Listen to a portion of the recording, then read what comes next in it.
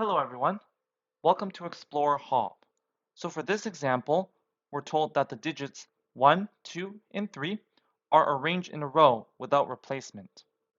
Then we let A be the event that the number formed by the 3 digits is divisible by 2, and we're asked to determine all outcomes in event A and the complement of event A.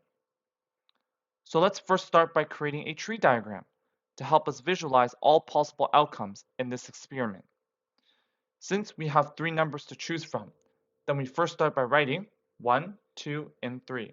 Now since we are choosing the digits without replacement, then once we choose a particular digit, we cannot choose it again.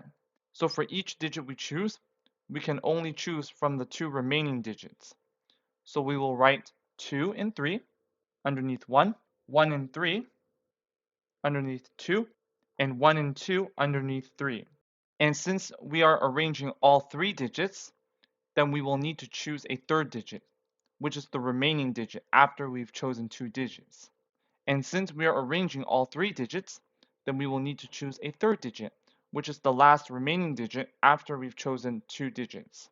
So we will just write down the remaining digits. Now we can determine all possible outcomes in this experiment. So the sample space is therefore the set containing the numbers 1, 2, 3, 1, 3, 2, 2, 1, 3, 3, 1, 3, 1, 2, and 3, 2, 1. Now we can express event A and the complement of A as subsets of the sample space.